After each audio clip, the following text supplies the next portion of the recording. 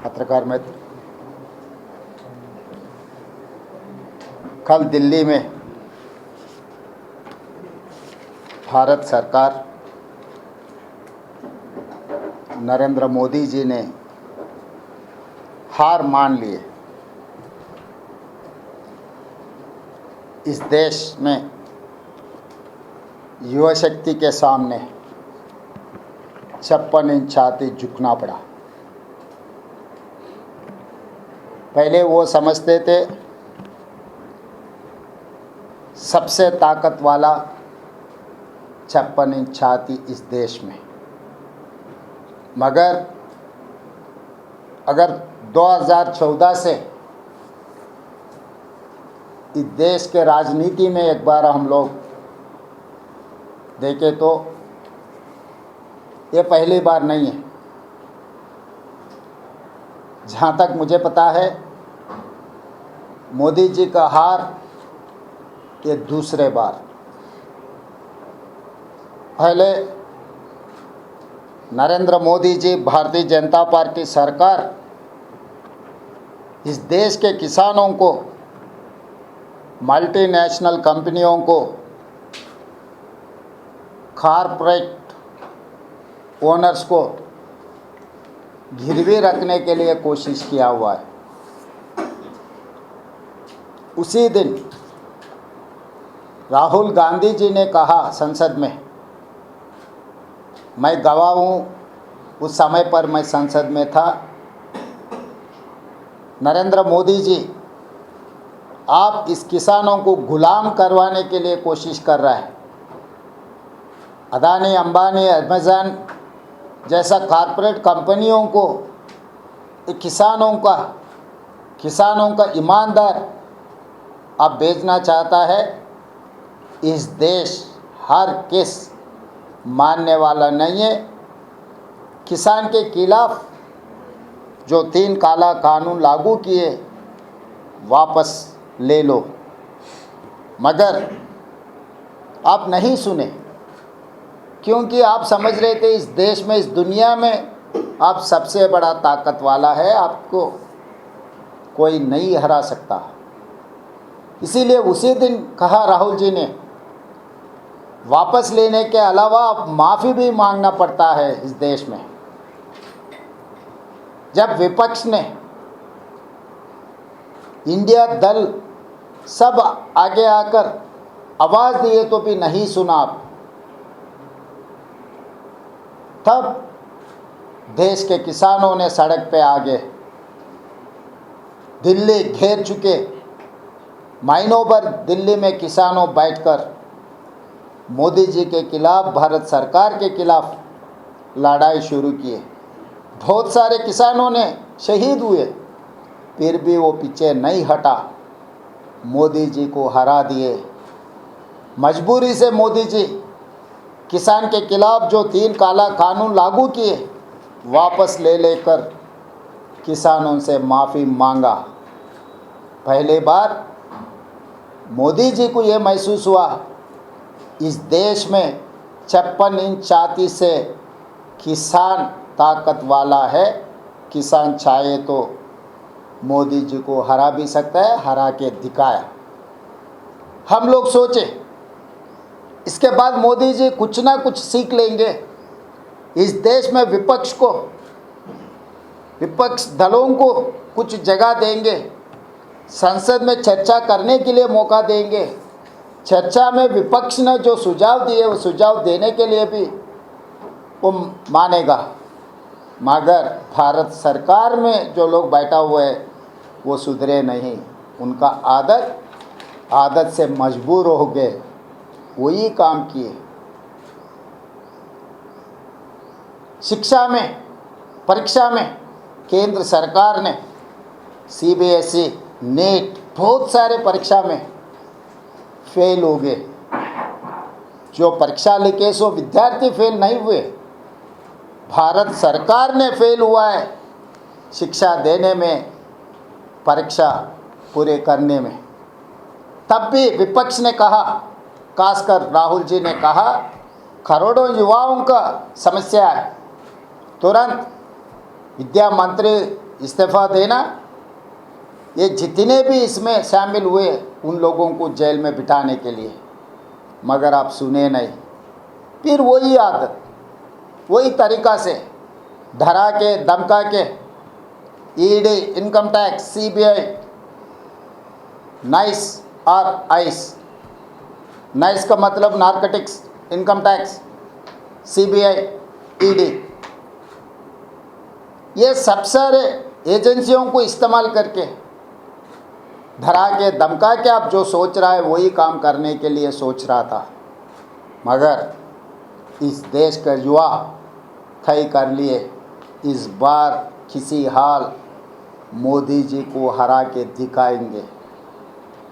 युवा शक्ति प्रदर्शन इस देश में गली गली में, सड़क से लेकर संसद तक ताकत दिखाए। 56 इंच छाती को हरा दिए।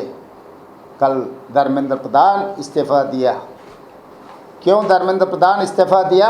इसका मतलब युवा शक्ति ने प्रधानमंत्री का इस्तीफ़ा मांगना शुरू किए।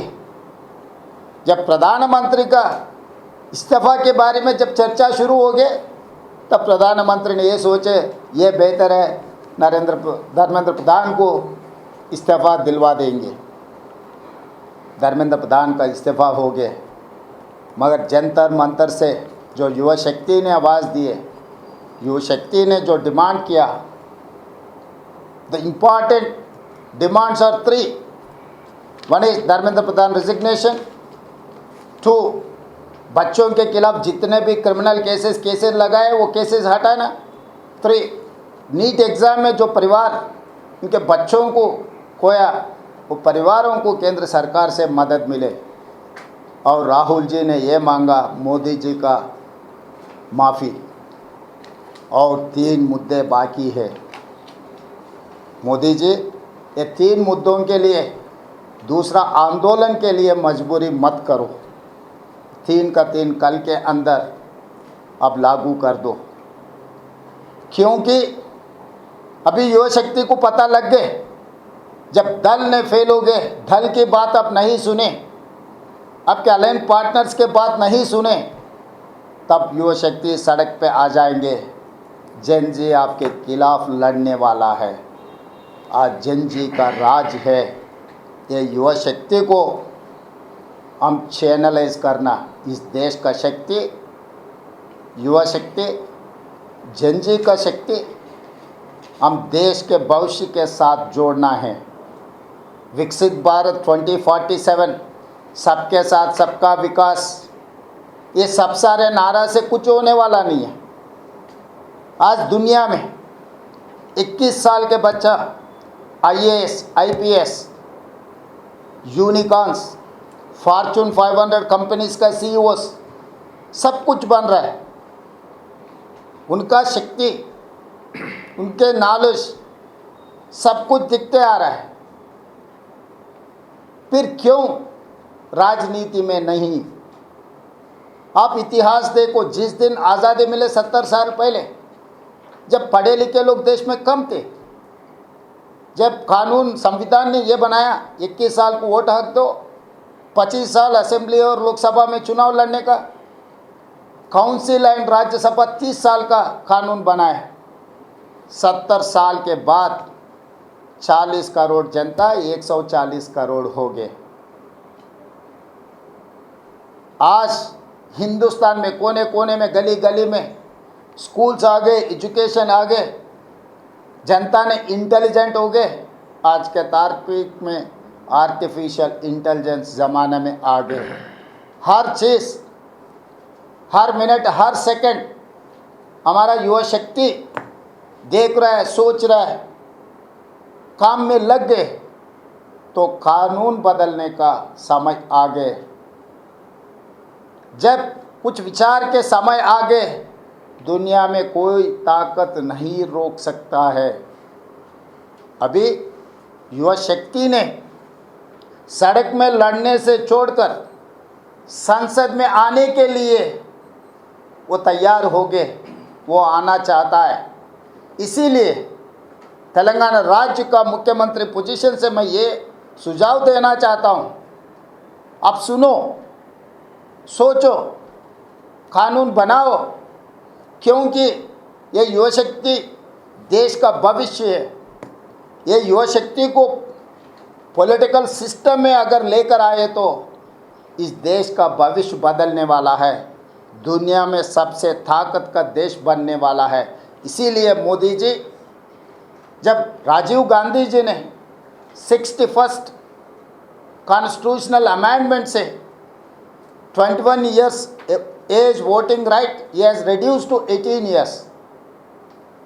बाद में PV Narasimha Rao ji 73-74 constitutional amendment कर दे के local rural bodies, local urban bodies में 25 years of the age for contest 21 years बना दिए। त्रिवेंद्रम मेयर 21 ईयर्स कंप्लीट होते ही बनाए। तो इसीलिए आज IAS, IPS, unicorns, corporate companies, municipalities, corporations, mayors, जिला परिषद चेयरपर्सन्स जब चलाने के लिए हमारे युवा ने कामयाब हो रहा है, क्यों असेंबली में अभी भी 25 साल कानून ऐसे रखना। इसीलिए हम लोग August is miracle month in this country. इस देश जनता को आज़ादी मिले 100 महीना है। इसीलिए अगस्त महीने में तेलंगाना असेंबली और शासन मंडली कंबाइंड सेशन हम बुलाने वाला है, चर्चा करने वाला है, सब विपक्ष के राय सुनने वाले हैं। उसके बाद रेजोल्यूशन कर दे के assembly and Lok Sabha contesting age 21 years, council and Rajya Sabha 25 years. ये रेजोल्यूशन हम लोग मूव करना चाहता है, ये रेजोल्यूशन पास करना चाहता है। अभी समय आगे युवा शक्तियों को सड़क से लेकर संसद के अंदर लेकर जाने का। इस देश का भविष्य उन्हीं लोगों के हाथ में है। जेनजी आज हम जो कानून बनाया वो कानून देखने के लिए नहीं बैठना चाहता है। They wanted to make laws, they wanted to implement laws. So we have to facilitate them. We have to accommodate them. They are the future of this country. जो इतिहास है मोदी जी का, उनका कोई भविष्य नहीं है। जिनका भविष्य है उनको मौका दिए तो अपना नाम, अपना काम देश के जनता याद रखेंगे। अब ये मत समझो हम जो भी बोले विपक्ष को डरा देंगे। ED, income tax, CBI, narcotics, कोई भी एजेंसी से, मगर ये युवा शक्ति को आप नहीं डरा सकते। आपका कोई ताकत नहीं रोक सकते। अभी समय आगे, वो समय पर हम लोग कानून बनाने का बहुत ज़रूरी है। ये मुद्दों को हम आगे लेकर जाना चाहता है। इसीलिए प्रधानमंत्री जी से मेरा एक ही गुजारिश है, सुनो आपके पार्टी में, आपके सिस्टम में आप जो बोलेंगे वो सुनेंगे, क्योंकि आप मन की बात हमेशा ऑल इंडिया रेडियो में बोलते रहता है। रेडियो का आदत है बोलने का, सुनने का कुछ नहीं है। मोदी जी भी ऑल इंडिया रेडियो जैसा है, बोलने का आदत है, सुनने का कोई आदत ही नहीं है। अब सुनने का आदत भी पड़ेगा, क्योंकि देश बदल रहा है। देश मोदी के खिलाफ लड़ना शुरू किए। बीजेपी का आदत है, बीजेपी के खिलाफ कोई भी बोले तो देश के खिलाफ बोल रहा है। नहीं ये तो अर्बन नक्सलाइट्स, नहीं इनको इनके पीछे विदेशी शक्ति है। और किसी का वो विपक्ष को छोड़ा नहीं, युवा शक्ति को छोड़ा नहीं, किसानों को भी छोड़ा नहीं। मगर आप कुछ भी इल्ज़ाम लगाने के लिए कोशिश करो, उससे कोई फ़ायदा नहीं है।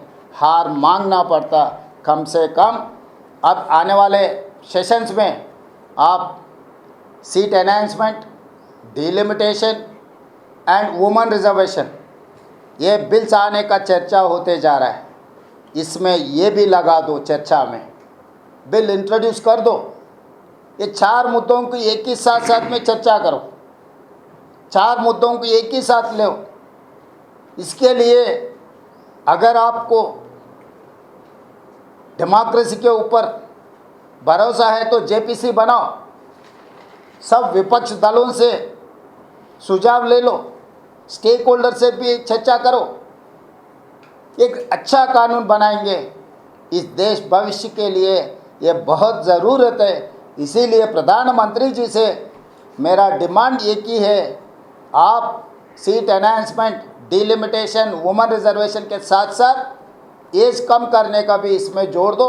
इस हिसाब से हम असेंबली, लोकसभा, राज्यसभा, जहाँ पर भी इलेक्टोरल प्लेटफॉर्म से हर जगह में चर्चा होना, चर्चा के बाद जो जनता की आवाज़ जो है ये आज हम लोग तय करना।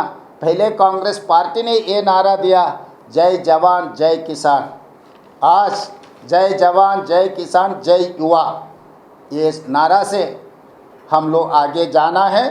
कांग्रेस पार्टी ने ये मुद्दा लेकर आगे जाएंगे, जय जवान जय किसान जय युवा।